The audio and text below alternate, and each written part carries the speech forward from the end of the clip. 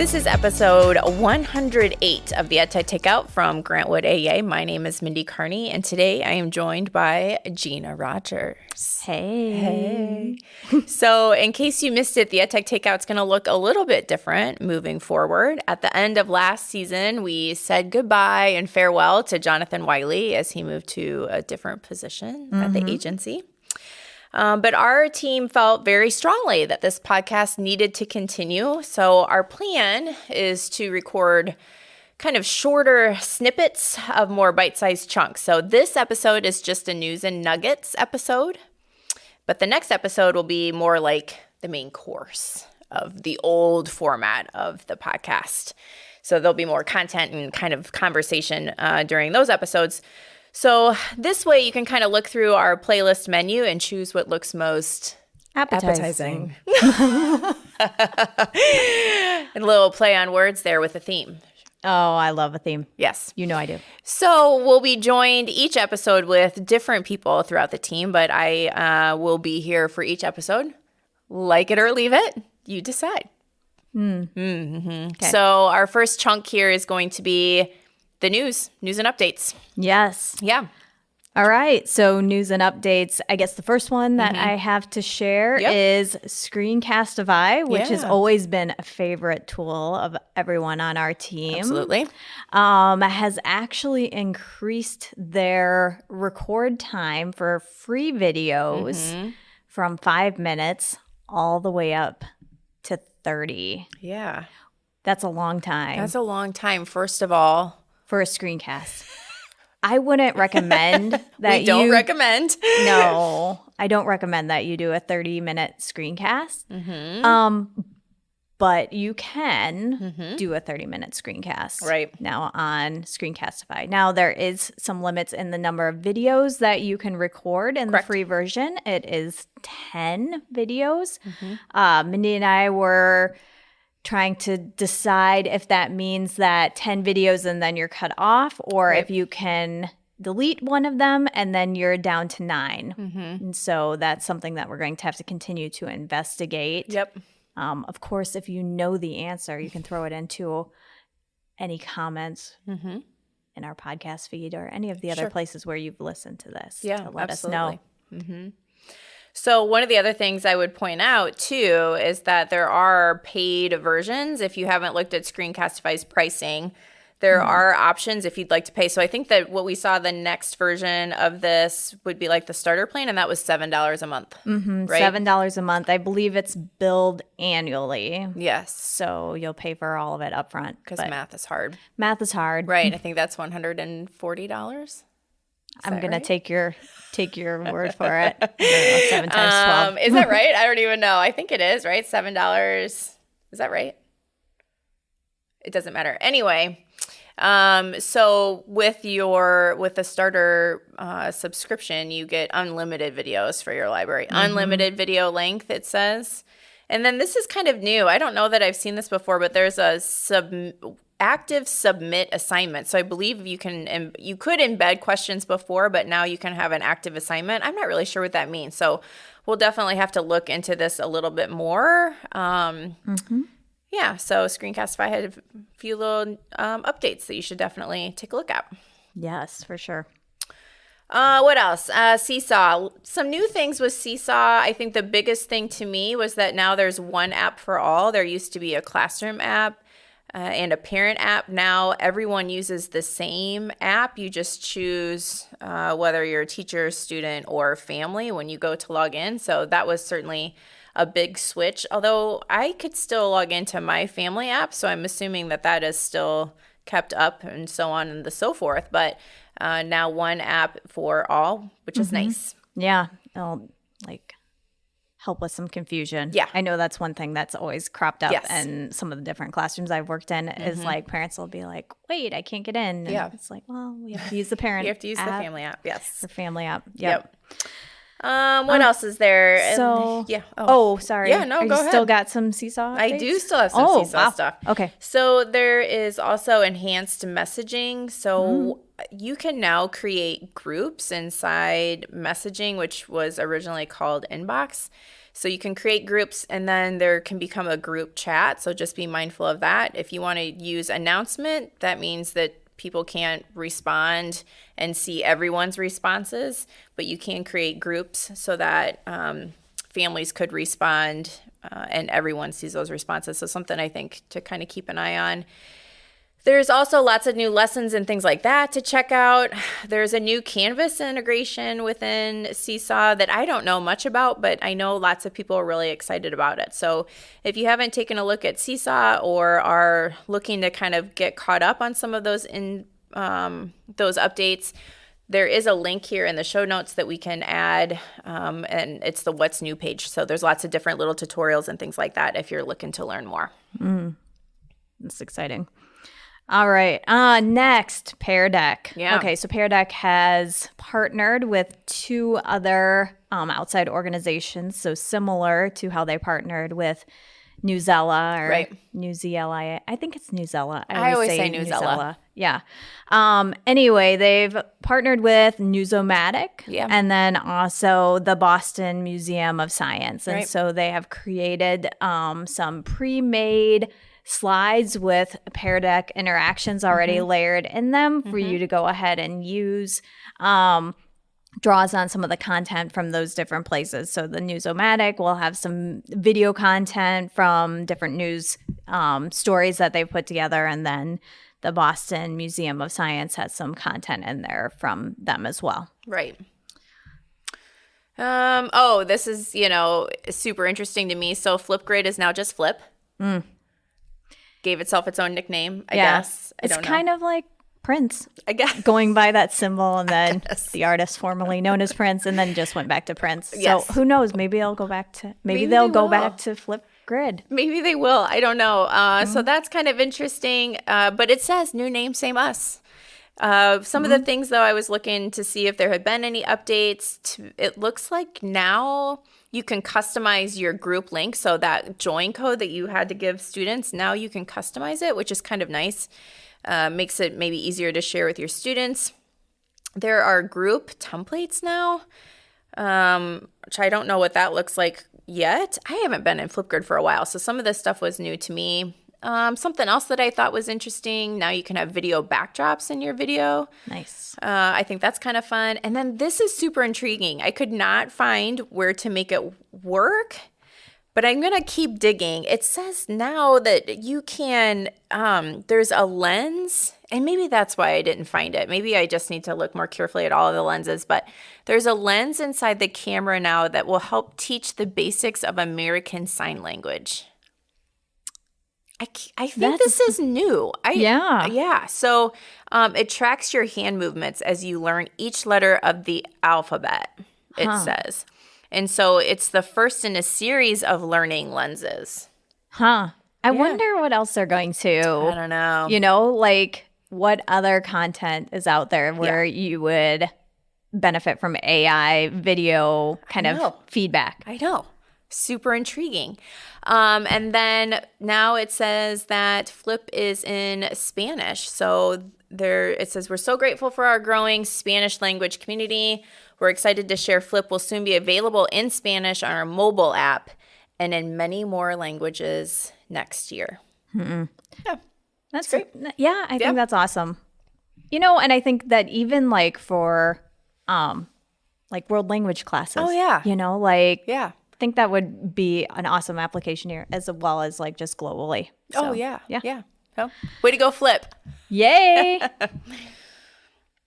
Don't go by the artist formerly known as Flipgrid. Right. Yeah. That would be, that's a mouthful. It is. Okay.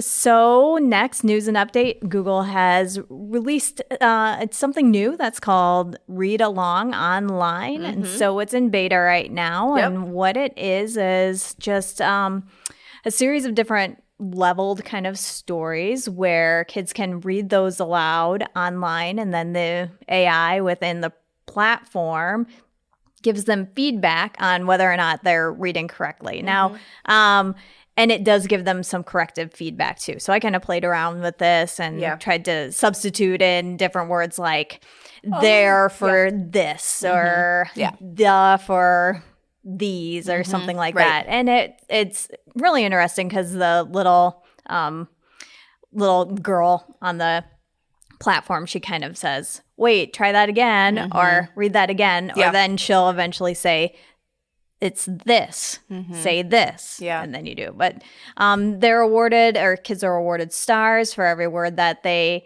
get right. Oh, it's nice. kind of suggested time for a setting for reading aloud, or an amount of time that it's suggested daily, I guess I should say, is 10 minutes. And so that's kind of like the goal for reading along online. Anyway, thought it was kind of interesting. Yeah. Another one of those examples of like AI type of feedback that's making its way into more mainstream platforms. Yeah. I think I could really see a lot of uses for this even in the home setting for kids to be practicing at home, but in school too. I mean, just lots of opportunities to get that extra practice in. So Yeah. I love seeing this kind of stuff.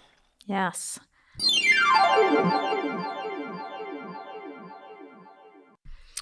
All right, so we're adding a new little part to this news and nuggets episode, and we're going to call it the DLGWAEA Corner Booth. Now, if you're new to the podcast, DLGWAEA is what we call our team, Digital Learning Team from Grantwood AEA. So we shorten it and call ourselves DLGWAEA. And this is our corner booth. And in this little section of the episode, we're going to talk a little bit about what's going on at Grantwood AEA and the courses or other things that our team is doing to kind of keep you in the loop. So it's going to be short because we know not all of our listeners are from our area, but we do want to keep them up to date on the opportunities for learning that we are providing as a team. Yes. Yeah.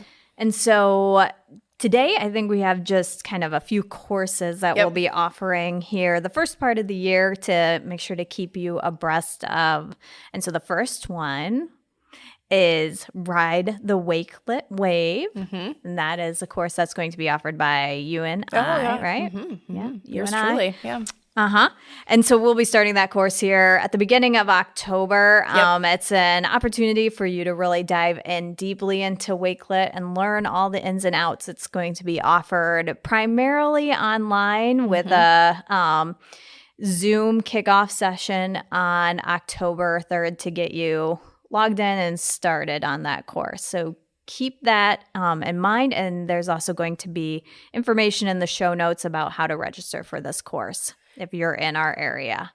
Yep, and following that same kind of outline, firm goals, flexible means, honoring your learners, which has a UDL lens to it, is being offered by Lynn Kleinmeyer and Bridget Castelluccio, and that is going to run from November 1st to December 16th.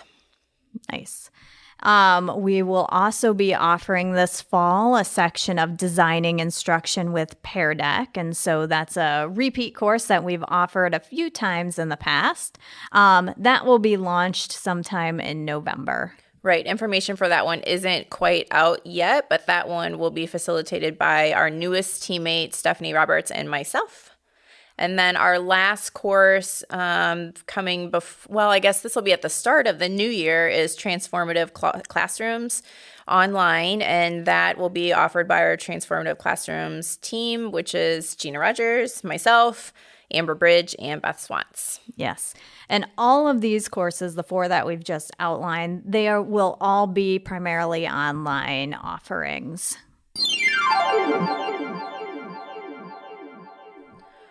All right, so up next, my favorite part of the show is Tech Nuggets. You can go first. Ooh. Yeah. Okay. Yes. So let's see. The nugget that I have to offer first is inserting emojis into Google Docs. This has become a little bit easier than what it was in the past. Because you used to have to go to like insert character, then do the drop down emojis. Find that. Or like you used to have a like shortcut for the emoji box on like the Mac kind of stopped working a Oh, little while I didn't even ago. know that was a thing. My shortcuts for emojis. Yeah, it did. I see. So, and I used to use my taskbar up at the top on those old Macs. But we don't have that anymore. We don't have that anymore. Nope. So this is actually pretty handy. Though. Okay. So similar to how you would be commenting someone or adding a comment towards someone in a doc when you start with the @ and then you start putting their name in there. You'll get up a dialog box that shows like where you might put someone's name. If you scroll down further, there's a button that says emoji there, or a menu item. 4 sections down. 4 sections down. There's a lot happening in that dialog. This is a busy drop-down menu. Yes. Yes. So emoji. And then once you're in there, you can find the emoji you're looking for and put it on in there. Yeah, and I feel like there's all of the emojis now as opposed to what was in there before. Like it's like a whole emoji keyboard. Yes. Yes. Yep. Okay. So Life-changing. Find that dialog box menu. Scroll way down. Way down. Keep going. Way down. When you think you've scrolled far enough, you haven't. Keep scrolling. Funny. All right. So Richard Byrne, thank you, have both tech nuggets. One of them I've been holding on to since the beginning of August, and the other one is a brand new one. But I'll start with the one from the beginning of August that I think I must have seen through maybe his newsletter. And it's a tool I'd never seen before, and it's called Classroomq. And so it creates like a queue for the teacher. So students log in, and if they have a question, they teachers have to start a session and give the kids a classroom code. And the students put in their name and the teacher's class code, and then they just click like a button and it says assistance needed, and then they just put what they need in the comment box. And so it creates just like this queue for teachers so they can know who they need to bounce around to. Nice. Yeah, I know. It's kind of like today's Meet. It is kind of, But it has a line to it. And super simplistic. Very simple, very easy to use. Yeah. Yeah. So that might be one to take a look at. Definitely. Okay. Cool.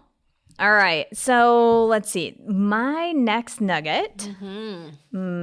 So I had the opportunity to sit in on a little demo session from Canva with my friends at Iowa City. Right. My innovation team that I work with there. And I guess I didn't realize all of these features that are within Canva that I don't know, I get kind of bogged down, or not bogged down, but I just stay in my kind of lane of designing little art for, slides or little graphics to put on social media, things like that. But oh my God, there's so many things that are in there. And so one thing that I guess I might have seen a post about this, but didn't pay a lot of attention to it. But when I watched it live, I was like, oh, that's awesome. Was how you can record video inside of different Canva things that you'd make. So your camera? You just your video camera. Yeah. And so you can create slides in Canva, or even import Google Slides into your Canva and kind of gussy them up in there. And then if you go into upload, there's also a place in there where you can upload other images, or you can record right in there. I've never seen that before. Yeah. So it's sometimes it's weird because it works only on certain Canva templates or whatever. Okay. Yep.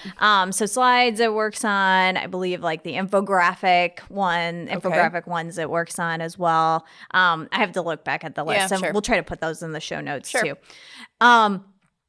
But sometimes that camera doesn't show up right away. And so the gal who was doing the demo for us, she kind of showed me a little trick where she's like, oh, just make a copy of the thing that you're making, and then it shows up. She's like, I don't know why. Ugh. So there must be something a little funky in the code right now that they're probably cleaning up. Yeah.